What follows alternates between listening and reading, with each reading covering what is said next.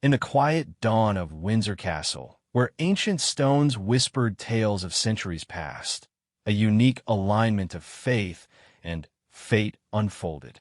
On April 21st, 2019, Easter Sunday coincided with the 93rd birthday of Queen Elizabeth II, the world's longest reigning monarch.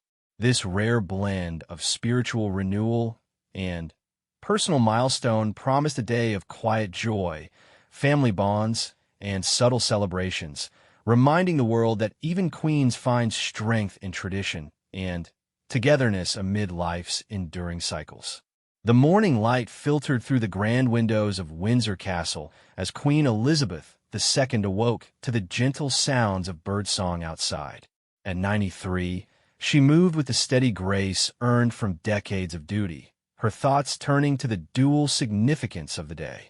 Easter had always held a special place in her heart, a time for reflection on faith and resurrection, but this year it carried the added warmth of her birthday. She dressed carefully in a pale blue coat and matching hat, adorned with flowers that echoed the spring blooms in the castle gardens.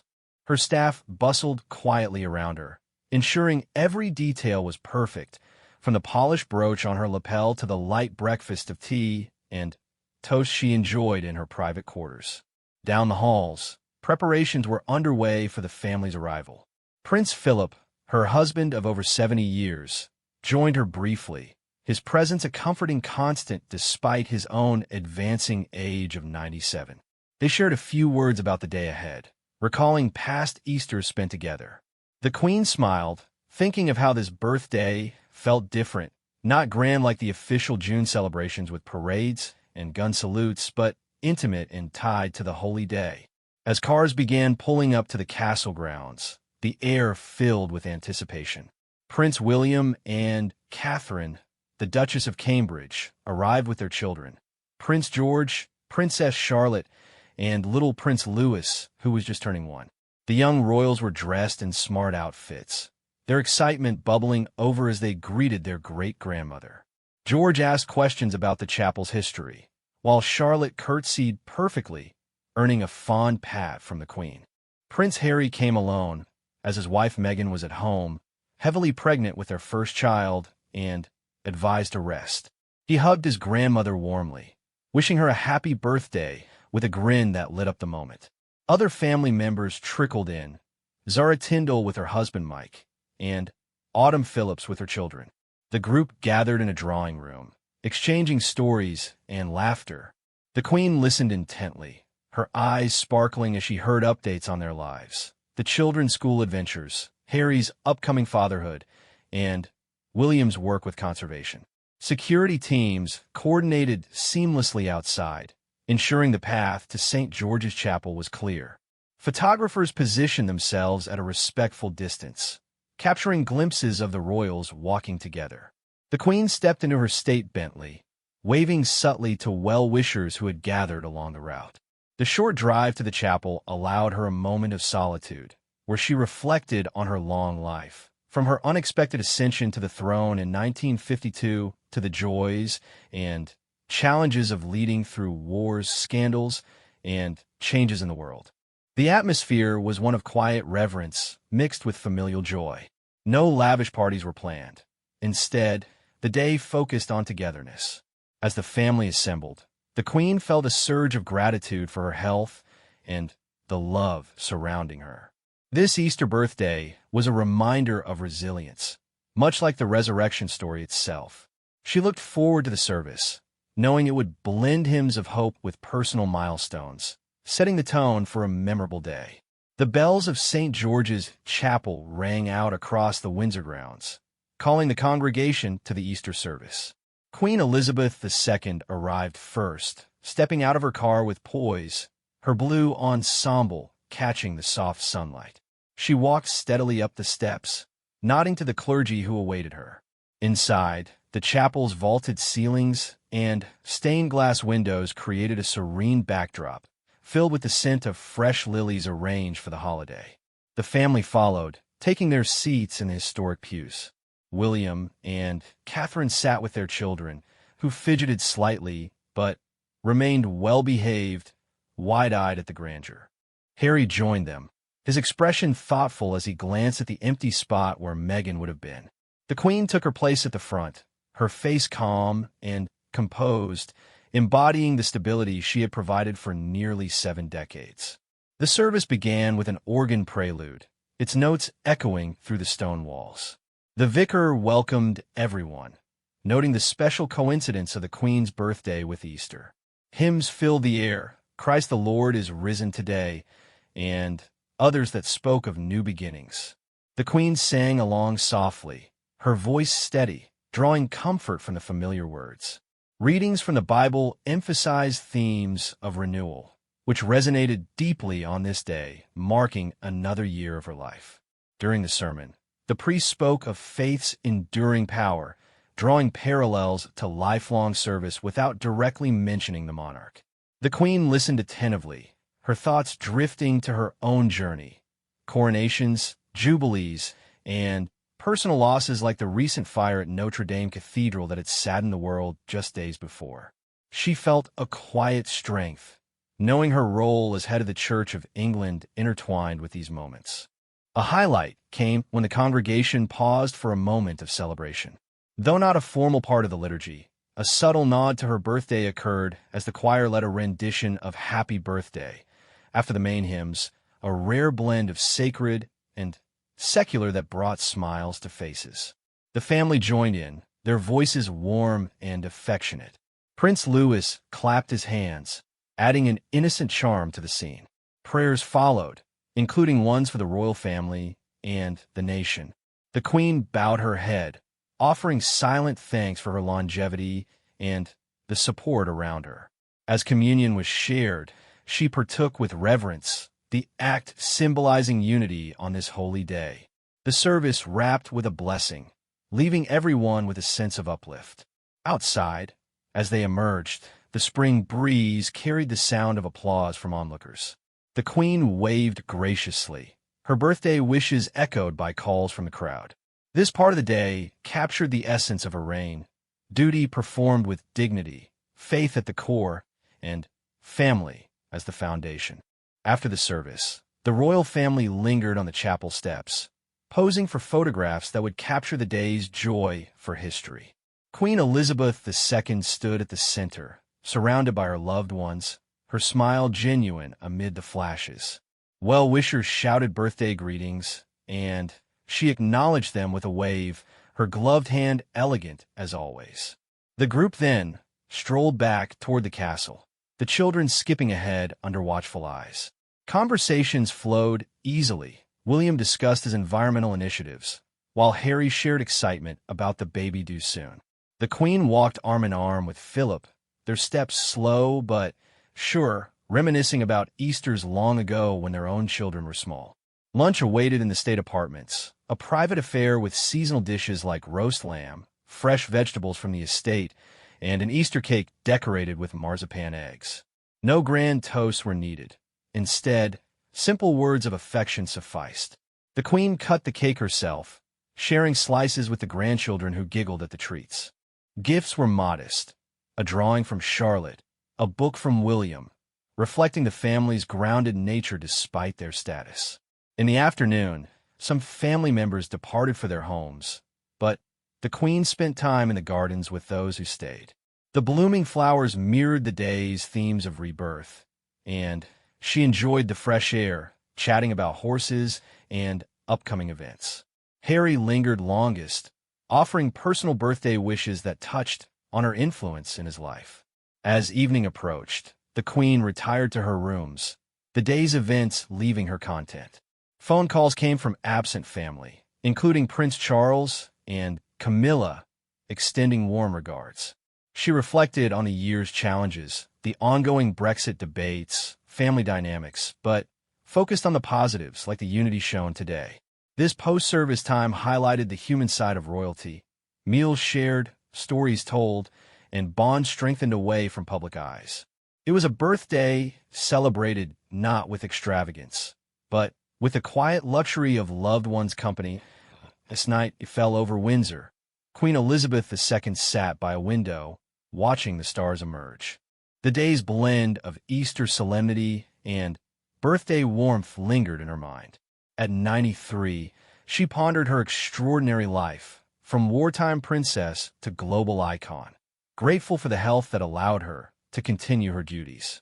Letters and cards from around the world had arrived, messages from leaders and ordinary people alike, affirming her place in hearts everywhere. She read a few, touched by the sincerity.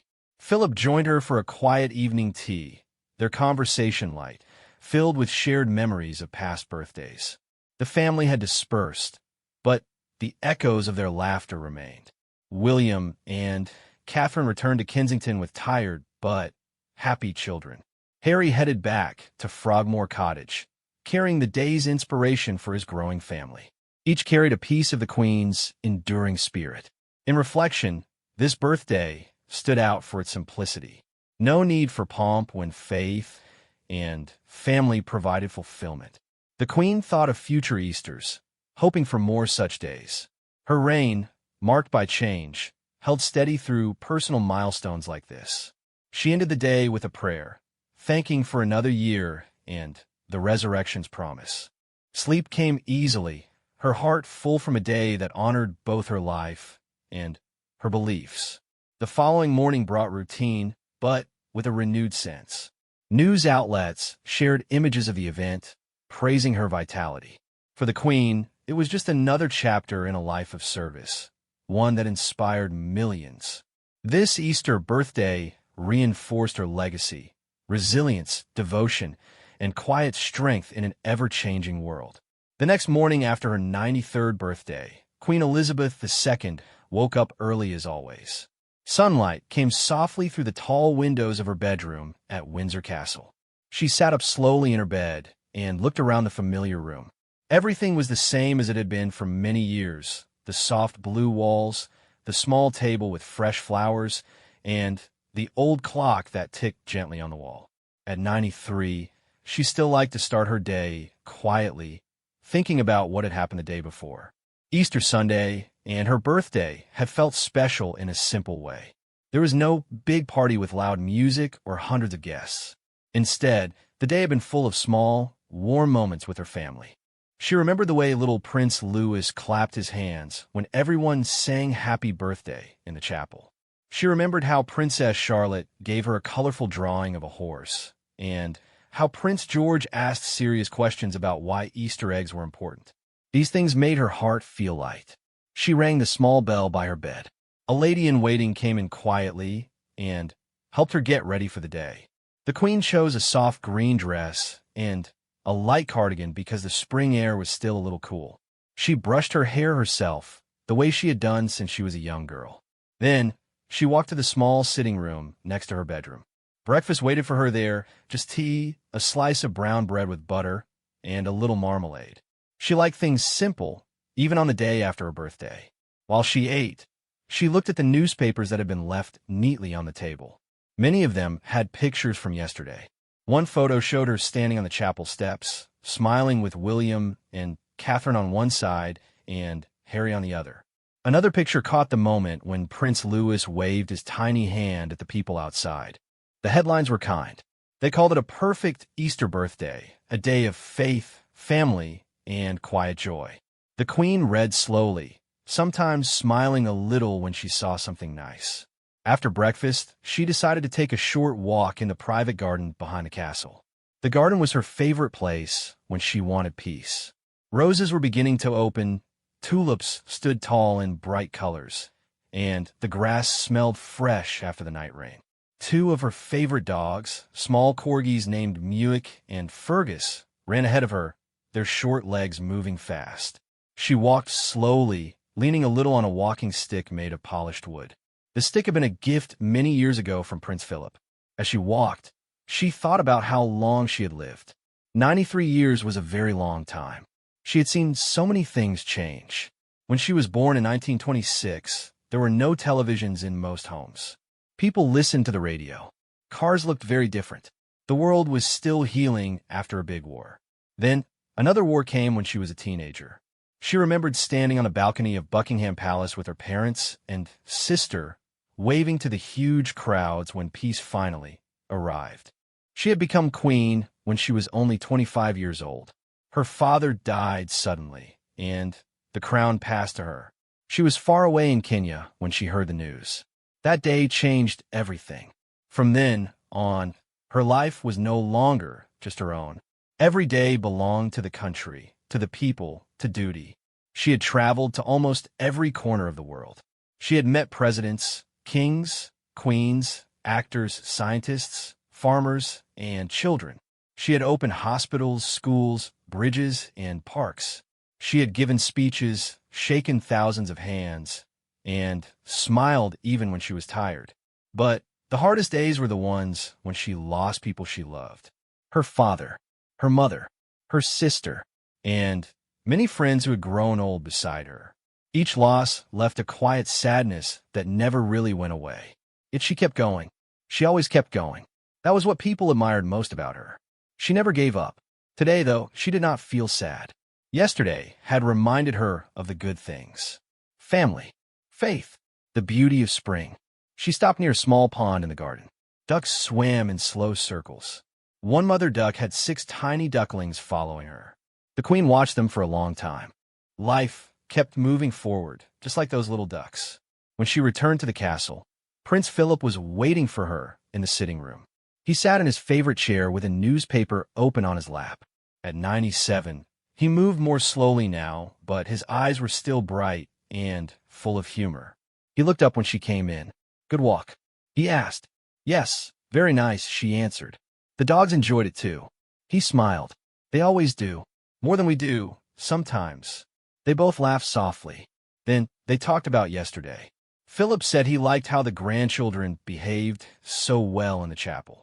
He said Harry looked happy, even though Meghan could not come. The queen agreed. She missed Meghan, but she understood why she needed to rest. After a while, a servant brought them tea and some biscuits. They drank slowly, enjoying the quiet. Outside, birds sang in the trees. Inside, the room felt warm and safe. Later in the morning, the queen went to her desk. There were many letters and cards waiting for her. Some came from leaders of other countries. Some came from school children. Some came from people she had never met, but who wrote to say thank you.